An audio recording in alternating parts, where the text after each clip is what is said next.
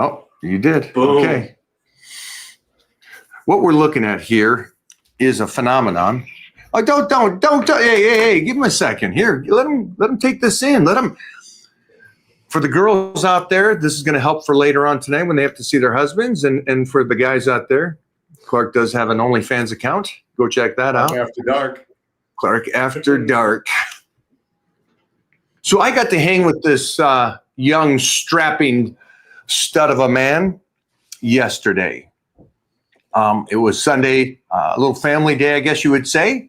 And we headed off to a football field, had a football in hand, had some kids with us. And Clark, if you don't know, let me give you a little tidbit of Clark. Clark is vintage, but moves and tussles like a high school kid. And also his son was a quarterback, this incredible and smart, intelligent, athletic quarterback. And Clark would actually practice with these guys and the local high school team. So Clark is not just a typical guy in shape. He's actually still one of our biggest beliefs is an athlete, athletic, can run, sprint, juke, jump, hopscotch. So he can do all those kind of things. And the reason why I think this is important is because we got to go family time yesterday. But it was, I think, something more than that we didn't put together at first. And then it triggered something in you to talk about it.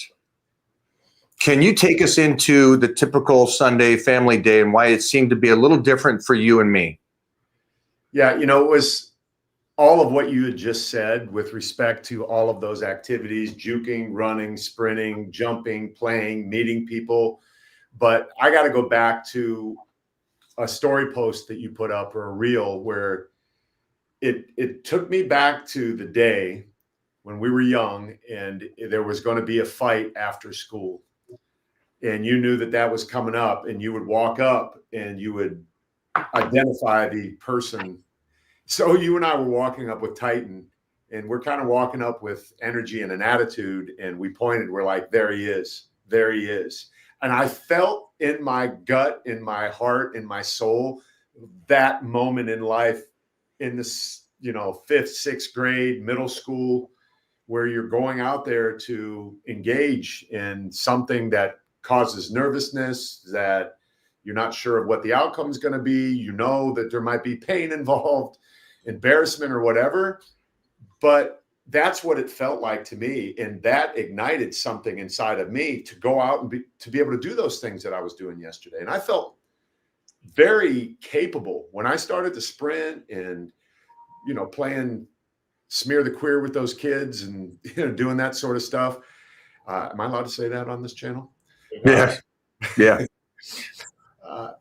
It woke me up. And then I did a post and said, we don't stop playing because we get old. We get old because we stop playing. That's the bottom line. It's literally the bottom line in life. If we're talking about longevity, being able to do this. And I already know there's a million excuses. Clark, you don't understand. I got a job. Okay. Clark, my wife got pregnant. Whatever. I had an injury. I get it. You don't do this after 50. Who told you that? So there's all sorts of layers to this, but the bottom line is if somebody wants to really engage in life, you got to get off the couch and you got to get out and do stuff that you used to do when you were younger that brought you joy. That's it. That's a great point. I think yesterday, walking out there with Titan and seeing him play made me feel proud as a father to see him being out there active, competing, crying at moments, and then willing to get back in the battle, which again, I think that, most of us realize that our jobs as parents is to protect them, but also allow them to get into the bloody nose situations, the falling down and getting themselves back up without us coddling them so they can survive in this world. I think it was a little easier in our era to grow up with parents that were a little bit, weren't so, I guess, helicopter, is that what they call it? The helicopter mom and dad? Yeah. Protective. A little protective. I think you and I kind of grew up on the streets where it was when the lights go off, then you come home kind of thing. And we did our thing. It was great growing up in our time. And I'm trying to figure out how to navigate. And that's why I have people like you around as good parents on how to do this with my son. But I noticed that the enjoyment that I had was that I got off the couch. I got to go out on the field. I got to go and play around with him. And I noticed that it's not just being a father that takes his son to the field, but it's a father that gets to play on the field with his son, which typically is the young father. And this full circle would be the 180, because Clark's talking about when you get to my age, very vintage, that you don't get to play anymore and you don't do that stuff anymore. And I think that was the cool thing about yesterday for me.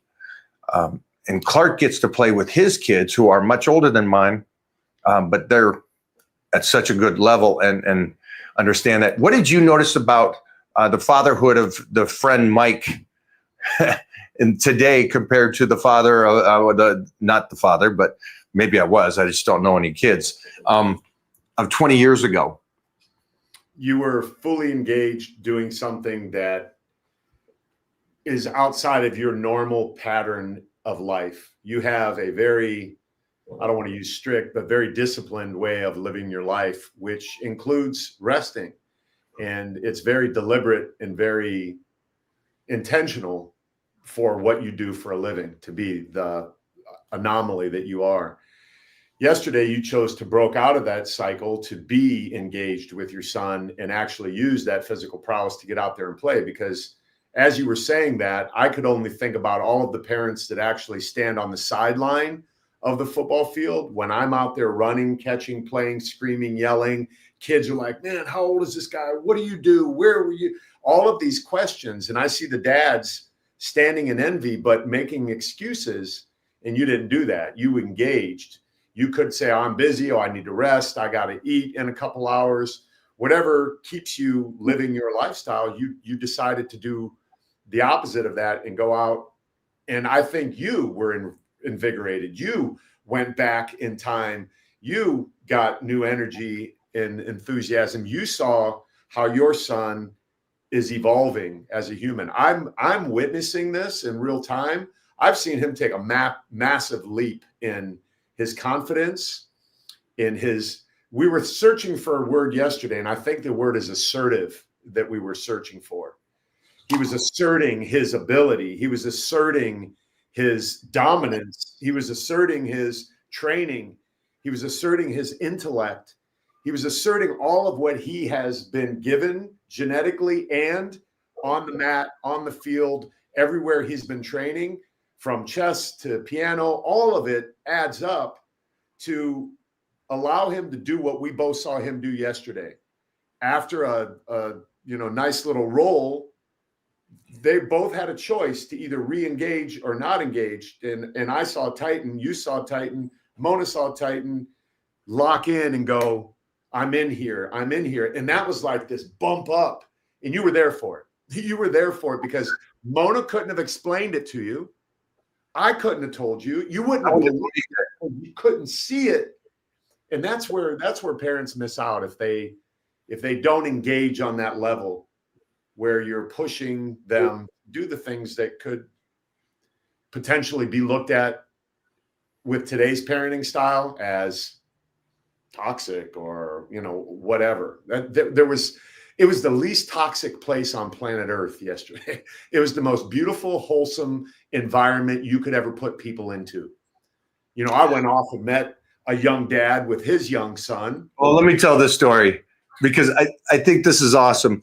As me and Alex, the father, and some mothers brought their kids, and to kind of set this up for you guys, the reason why we're talking about this is because there's great levels of health. And this isn't about parenting as much as it is about truly enjoying life. So there's the parent that goes to the game and drives his kid and drops him off. There's the parents, like yesterday, we had some lovely ladies there that brought their kids, let the kids go out and play as they sat down and off the field and were in their own world as the kids were playing.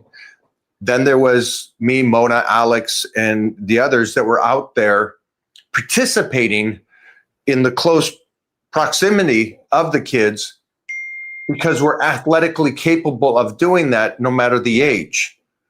And I think that's the important thing that I'm trying to explain to you guys at home. I know life's busy.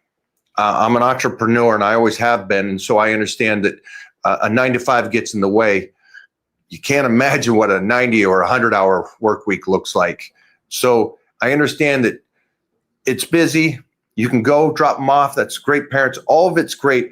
I would like you all, and I think Clark is 100% this, would like you parents to be actually active with them and to be able to go out and roll with your son or daughter. And I had so many parents write me this morning, my daughter's been in BJJ for this long and she beats the guys and all this. And I love the fact of all these parents jumping in there going, I like how you're doing this. I like that you guys are out there with the kids participating. And Clark is so active. There was another father with his son out there throwing the football exactly like the protocol that we would like you all to be. And Clark's go over there. And the father had to be maybe late 20s, early 30s or so. And Clark's doing the routes and running because his father was active. Great. But Clark was even better. And so he was out there playing with him. Tell us about that experience with you. Yeah, it was so much fun because I was watching the kid and the kid's throwing perfect passes. And I'm thinking, I want to catch one of those. That was my whole intention. I'm like, this guy can throw the football. I want to be on the other end of that and run a route. So I just meandered over there and asked a question or whatever. And the dad happened to walk off to use the restroom. I said, are you guys leaving? Because I don't want to hold you up. The kid's like, no. I said, okay, toss me the ball.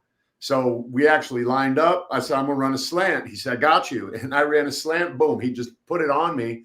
And then I tossed him back and forth. So we just started having this conversation.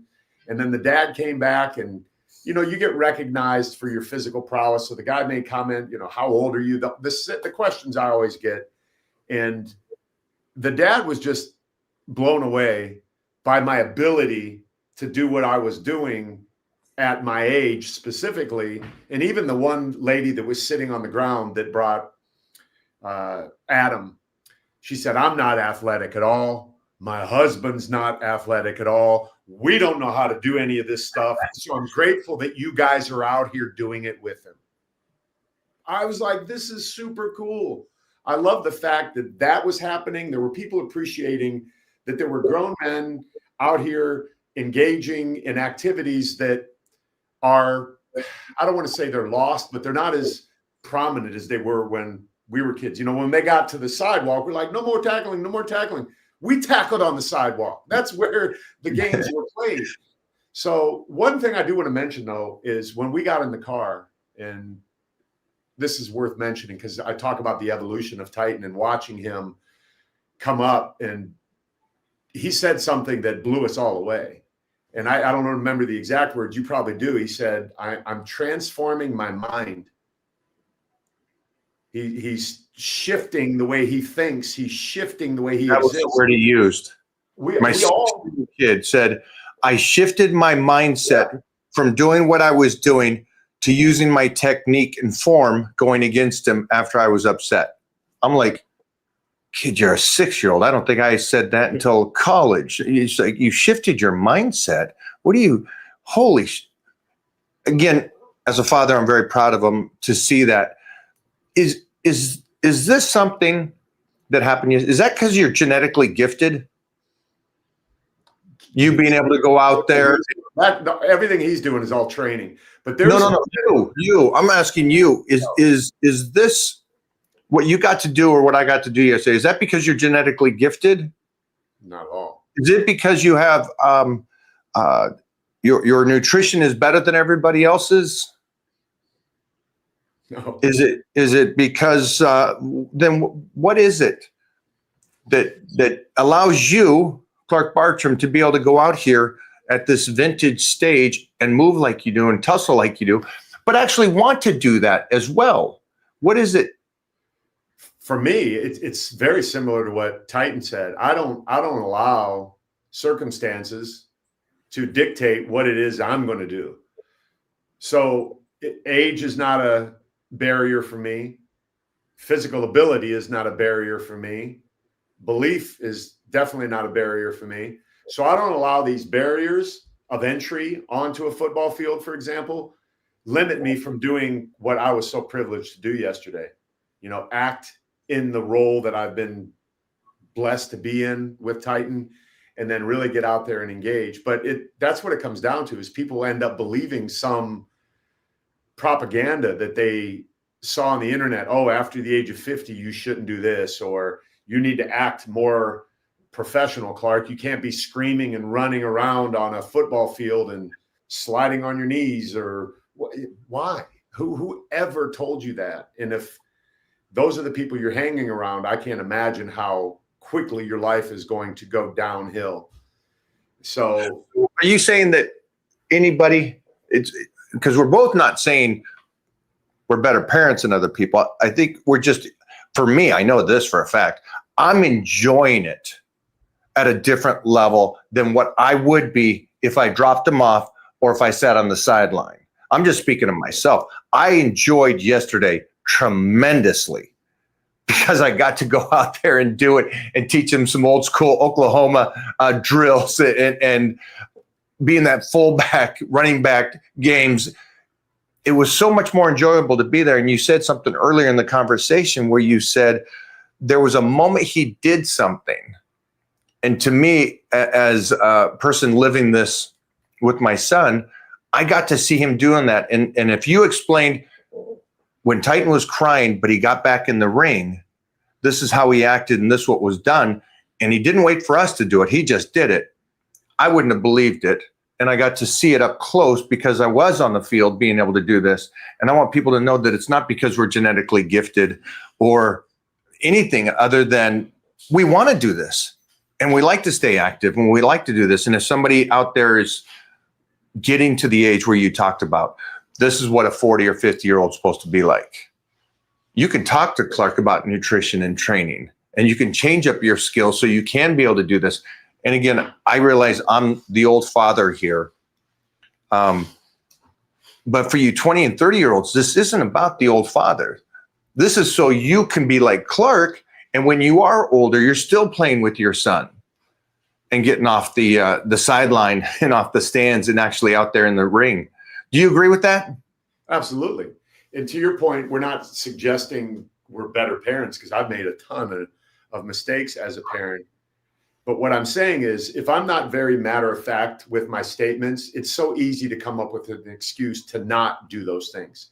But Clark, I work X amount of hours a week. So does everybody else on the planet. We're in a fortunate position where, when Titan goes off and plays college ball, you're going to be able to fly and go see him anywhere he was or playing at. When my son was playing ball in Southern Illinois, I would get his buddy and get on a plane, go fly wherever he was playing at and watch. So I have a different life. I get it, but we cannot allow the life that we have to limit us from the life that we want. And every parent wants to be engaged with their kid. I say this on every podcast, anytime I talk about football or my son or whatever. I get so much joy from going currently to this day to the beach, throwing the football with my son. We both can throw it on a freaking frozen rope. So that gets attention. Then you got two fit, decent looking humans. That gets attention. And then all of a sudden there's 5 or 6 20-something-year-olds surrounding me, asking me all of those questions: nutrition, how long have I been working out, how much do I bench, and all of that. Meanwhile, my son's 30 yards down watching this happen. Me standing there getting this attention from these young guys, and he's got to be thinking in his mind, that's my dad. That's my dad, dude. And that makes me happy. And people always ask me, Clark, what motivates you? That's why I want to stay in shape. That's why I want to stay active. That's why when we go play a pickup game of football, I'm going to be one of the top guys picked. Period. Regardless of the age, I'm going to be number one off the list. You said a couple things, and again, I agree with you that we have to be precise. We're not saying better parents. We're saying we're active parents. Yeah. And for us, that's more enjoyable for us. So how do you get the motivation? Because we get those asks. So how do you, as a parent that's overweight, that goes, hey, you know what? I understand what you're saying. This may be more fun for me if I was a little better shape and actually participated with my son. If I could have, he plays his football game and then you throw the ball afterwards and you're a little bit more active. He plays basketball or runs, all these aspects. I think if you guys find that motivation in the enjoyment of life and going, it's a little more fun instead of standing on the sideline to actually be able to do this with your kids as they're growing through. And I think that's the point of why I want to jump on here today, because it's so fresh in both of our minds, is that yesterday was a blast. It wouldn't have been a blast for me if I just heard about it. Or if I just took them over there and let you guys go out there and play, and I didn't. And yesterday was leg day too. So it was great. I was moving like a real fullback. The point is that I think it's cool to see Clark out there doing it and me out there doing it and enjoying it to a higher level. And I wanted everybody else to hear that and think, maybe I forgot about that, or maybe that's not how society is, and I want to be that kind of father or mother, because it's both. It's not just not the males. Correct. And what I tell dads is there's levels to everything. There's levels to your fitness. There's levels to your participation. I don't expect the dad that works 9 to 5, that's put his family on the front burner and himself on the back burner, and suddenly he's 20, 30 pounds heavier than he wants to be and his knees hurt or what. I don't expect him to go run routes and do the things that I do. But what he could do is stand where the ball's meant to be and spot catch. Okay, we're going to run a 5-yard out. Just go stand right there, Dad, and your son's going to turn and throw the ball to you. Boom, and he's going to catch it. Me and my son have had so many, I'll call them fights, disagreements over this game, right? Chin, shoulder, shoulder. And we would be in the driveway out there and we would disagree on whether or not that was an accurate shot, 3, 2 points, whatever, and start yelling at each other. And my wife would come out and, what are you guys fighting about? And it was like, those things really are what create that next level bond when you can compete like that. And that's all we've ever done, our whole life is compete with each other, hit this, hit that, run. I remember the day he beat me in a race and I'm like, yeah, okay, that's over with now. I can't do that anymore. Mona challenged me yesterday though. I'm waiting for her to get ready. Ooh, this is going to have to happen. Yeah. Mona challenged me yesterday. Yeah. I challenged Mona, a couple of years ago? I was a good DN because I was fast off the line. I got my ass kicked. Holy shnikes. Now I figured out how she got out of a communist country. She ran. She ran over that border. So for you guys, you find that motivation, and today's motivation would be coming from the aspect of respect for yourself. I think that's the one thing. Like Clark is vintage. Clark, pull that shirt off. You don't want to see that. Who wants to see that? But see, look, he has no problem going into the pool, jumping off the shirt, pulling it off. And again, we're vintage guys. And I think that's a cool self-respect in today's world, because today's world is that no matter who you are, it's beautiful. And I wish people would understand there's a cool discipline, a cool aspect of walking in a room, being a fit older person. And that's, I know you businessmen out there that go, hey, I'm filthy rich. Yeah, but you look absolutely terrible. I mean, the point was when we were kids was, I want a nice house, a fancy car, and look incredible. I never said, I want a nice house, a fancy car, and broken on the couch looking like a fat piece of shit. I never said that. So isn't it the full package? And so the motivation should be the fact of you got enough for self-respect to go, let me get back in shape. Let me be active for my family, for my kids, for my significant other. I think that's got to be a big part. And that motivation doesn't come from outside of you. It has to come from you. Yeah. I had one of my high-end clients, very, very wealthy guy, who first saw me on Instagram. He was in the south of France on the beach drinking expensive wine, and saw me and vetted me out. Ended up knowing a guy that knew me that's a high-level businessman as well. He called me a couple of days ago, and I told you about this yesterday, but he said, Clark, I am now have a six-pack. And the way he on the alley-oop. I alley-ooped it and he figured it out. Yeah. Go. The way people treat me when I walk into the same rooms that I walked into before is completely different. I get respect. I get admiration. I get questions. I get my confidence built. I get my ego boosted up because everyone's saying how good I look. And he said something that was very powerful. He said, my success made me soft. Clark, make sure you tell these guys that you're targeting that their success has made them soft. They get what they want, when they want it, wherever they want it, anytime they want it. And that's what's caused them to look the way they look. And it can be changed. And we changed it. And he's put in the work. It doesn't happen overnight. This is a lie that's being told to people. You just have to be consistent. Someone asked me the other day, Clark, how long did it take you to look the way you look? 62 years. It took me 62 years to look like this. So it's consistency is really all it comes down to. So that's why people like us exist, because those guys enter into our world. We give them the data, then we give them the plan, and then we stay on it. It's that simple. Yeah, I love that. And again, for everybody that's new to this right now, we were talking about parenting. And again, we were not talking about that we think we're better parents. I think I'm definitely enjoying my parenting life tenfold than I would have if I could not be out on the field with him. I could not wrestle with him. I could not go to jiu-jitsu with him or do judo with him. I'm enjoying it more because I'm up close and personal and actually getting to tussle with my son like my father did. My father was very active and he was an incredible chess player. And so he would, 10 kids, he would manipulate us and with some great psychology on competing against each other. I don't know. I don't think you can lift that rock and move it over there. Oh, your bigger brother just did. And that's my dad would get so much work done on the farm by just do it. And he would just go like this.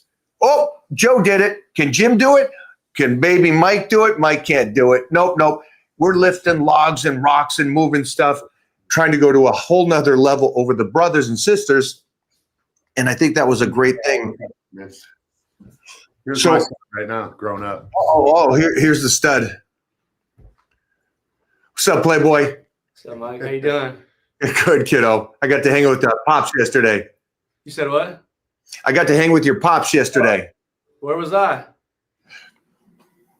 It's got to happen. It's got to happen. He hasn't met Titan yet, has he?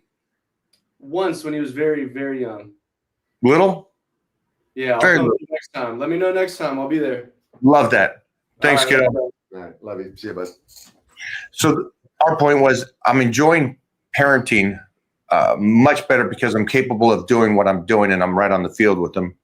And then the aspect of physique or being in shape like Clark is, we both don't think that we're anything specialer than anybody else, but we're definitely enjoying life differently than most people our age because we get to still be active, successful, and have that whole dream that we had when we were kids. Today, we get to healthy travel the world and meet people. For me, I do not wake up in the morning going, I want to motivate people. I wake up in the morning going, I know I got to do a basic amount of fundamentals and basic work so I can continue to do what I do. And that allows me to live the life, and that motivates people. And I think Clark's the same way, where he would really like to help everybody, especially you guys over 50, enjoy life better. like the people he works with. He works with high-end people, but you'll work with anybody, right? Anybody that's willing to show up with a good attitude. Yeah, I won't turn anyone away. I want people who really want to engage in the process and understand that it's simply a matter of their choices. It comes down to that. So it doesn't matter what your work is. It doesn't matter what your current fitness level is. I want people to say, okay, I'm done. I'm done living this way. I've made all the excuses. And again, I feel it's necessary to say, we're only representing what is possible. Life is like a funnel, right? There's a lot of people in shape at 20, then 30, then 40, then 50, then 60. It gets down here like this. So you now stand out. And the comic books say with great power comes great responsibility, right?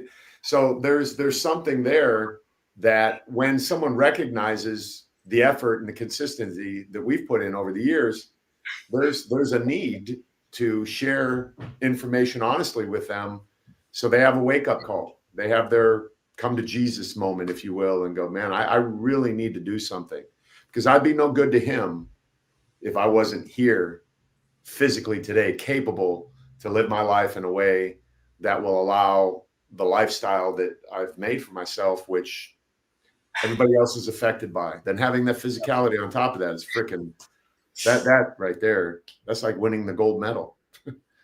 I love that. Let's do this to finish up today. Let's take some questions here for the man.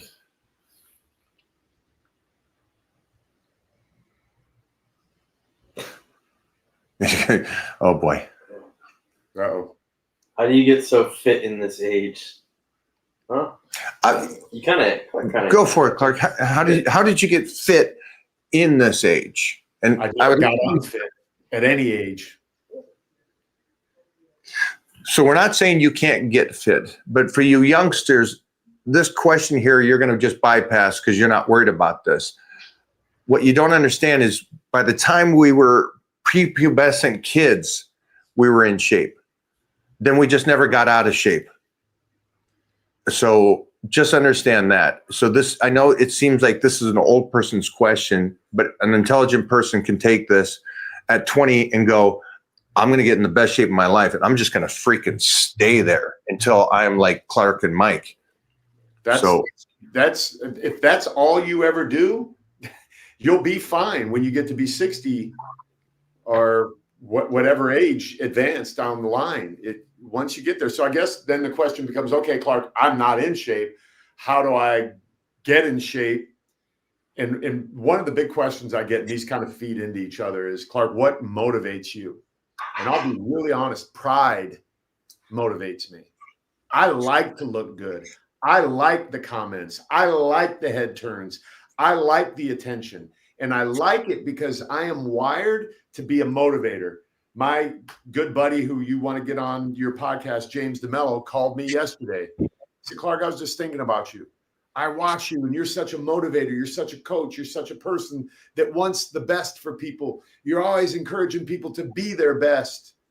You know, I know it gets tiring sometimes. I just wanted to call and encourage you. And it was so timely because I needed that and I needed yesterday.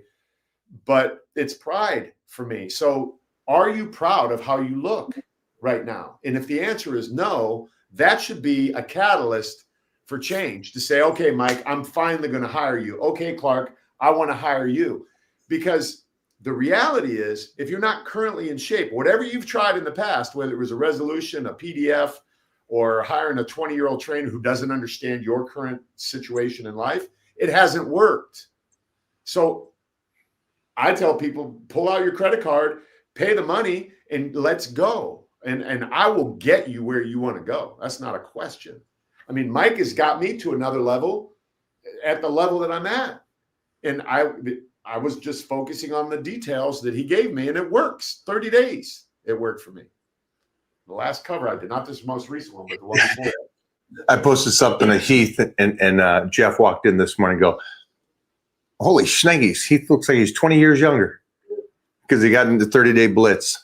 Oh, wow. Got him diced up. So anyways, for anybody out there, this isn't a trick, and that's why I was trying to clarify that we're not genetically gifted. We're not anything else. The one thing that we have that so few in the world have had, and Clark's talking again, it's come to this point, is that we can't give up. It's not that, it's just we can't. We love life, and the chip on our shoulder, the ego, the way that we are is something that we will continue to fight for every day and just not stop. That's really what it comes down to on health and fitness. And like Clark said, there has to be a sweat equity. And that's when he said the credit card, half of you probably tuned out. It's like, okay, then it's not you. You don't care. Yeah. My car breaks down. I'm fixing it. That's not a question. Where are you getting the money? I'll get the freaking money. I ain't going to get out hustled by a crackhead on the street that has no money. He's still getting his drugs. I'll get my car fixed. And that's not more important than your body? The way you look, the way you walk into a room? I don't get it. I wish guys that have never had that feeling could have that feeling once, to know. Marcus Aurelius. Yep. A man. 2 seconds. 2 seconds. We'll answer this question because you just basically quoted, and every man. Yeah, one of the incredible. Or is it the Socrates one? Every man should. I think it's Marcus Aurelius. Like the physical. Yeah, every man should know what his body is capable of. His physical aspects. But it's just basically saying the same thing, Clark. It's Socrates. Socrates, huh? Yeah, it's a shame for a man to grow old without seeing the beauty and strength of which his body is capable. Great, isn't it? Yeah. Socrates knew a few things. Clarkrates. Socrates. What do we got here? How can I prevent losing skin? Socrates, 399 BC. 399 BC. What's BC stand for? Before Clark. Before I like the picture where it says, I don't know. Because it's before. Sorry, guys. Loose skin when losing weight. Your skin's pretty resilient. It will come back to a degree. I guess it depends on how much weight you need to lose. But if it's just 20, 30, even 50 pounds, your body is resilient. And then, use collagen, things like that, red light therapy, use all the hacks or the biohacks, whatever people are talking about. Cold plunge works. Lose the weight younger. Lose the weight younger. Yeah. Also, if you are 20 and fat, get that weight off of you. If you're older, there's peptides that help with skin. Like Clark said, there's red light therapy, lotions, do all the tricks and hacks. And your body's natural ability for the tighten of the skin is always a good 90 days behind you losing weight. So when you lose the weight, stay there. Don't just lose the weight and go, I got down to 200. Now I'll go back up to 240. It's like, wait till your skin and everything else catches up to you. Your strength, your nervous system catches back up to you. Yep. And so even for me, it's like everything takes time to come back around. Yeah. What's your opinion on carb cycling?